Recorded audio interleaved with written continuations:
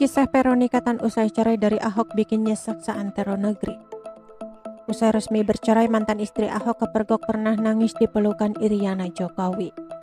Ada apa dengan peronikatan sampai nangis di pelukan Iriana Jokowi? Sekuat-kuatnya peronikatan memikul beban hidup tanpa suami, ia juga berusaha bahagia, walaupun harus menghadapi berbagai cobaan yang kini ia lalui. Salah satu momen bahagia yang selalu menjadi bahan pergunjingan warganet adalah ketika ia menghadiri pernikahan buah hati sang sahabat.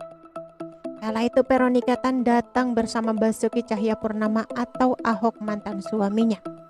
Ia justru datang seorang diri bersama sahabat mantan suaminya, pasalnya kala itu ia telah berpisah dari Ahok. Meski situasi itu sungguh pedih bagi Veronikatan, namun ia tampak kuat menghadapinya. Kendati bibirnya terus mengumbar senyum, tatapannya tak henti menyapa sesama, namun hatinya remuk atas keadaan itu. Dan tatkala berkesempatan menyalami istri sang sahabat, saat itulah Veronikatan tak mampu membendung air matanya. Veronikatan menangis di pelukan Iriana Jokowi. Ia seakan menumpahkan semua unek-uneknya di pundak sang ibu negara. Ia tampak jelas ketika air mata Veronikatan itu jatuh membasahi pipi, namun momen itu tertangkap layar kamera yang terpasang di tenda bahagia.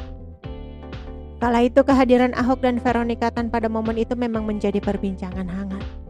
Dilansir dari akun Twitter @capresabadi, pengunggah sejumlah foto-foto Veronikatan sedang berada di pesawat ditambah dengan caption, "Kemarin siapa ya yang bikin polling mengenai diundang atau tidaknya Bu Vero? Nah, ini ada bukti OTW beliau ke Solo untuk hadiri Jokowi mantu."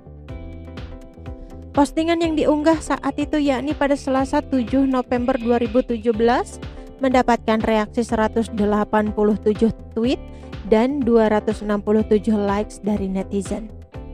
Netizen jatuh hati pada peronikatan yang saat itu datang ditemani Jarod Saiful Hidayat, sahabat kental Ahok mantan suaminya. Seperti yang diketahui, Jarod Saiful Hidayat merupakan wakil gubernur DKI Jakarta ketika Ahok menjabat sebagai gubernur DKI Jakarta. Ahok mengemban tugas dan tanggung jawab sebagai gubernur DKI Jakarta setelah Joko Widodo terpilih sebagai Presiden RI menggantikan Susilo Bambang Yudhoyono. Dan dengan dilantiknya Jokowi sebagai presiden, maka otomatis Ahok menggantikan posisinya sebagai gubernur DKI Jakarta. Saat mengemban jabatan itulah Ahok menjadi buah bibir masyarakat. Namanya disebut-sebut baik karena ketegasannya memimpin publik, juga kesungguhannya membangun ibu kota negara. Bahkan kehebatannya membangun Jakarta termasuk mengurangi masalah banjir di Jakarta menjadi bahan perguncingan sampai dengan saat ini. Namun di akhir masa jabatan sebagai gubernur DKI Jakarta, Ahok menuai masalah besar. Ia dizolimi dan dinyatakan sebagai oknum penista agama. Saat mantan anggota DPR RI ini sedang menghadapi masalah tersebut, Ahok kembali tertimpa masalah rumah tangganya.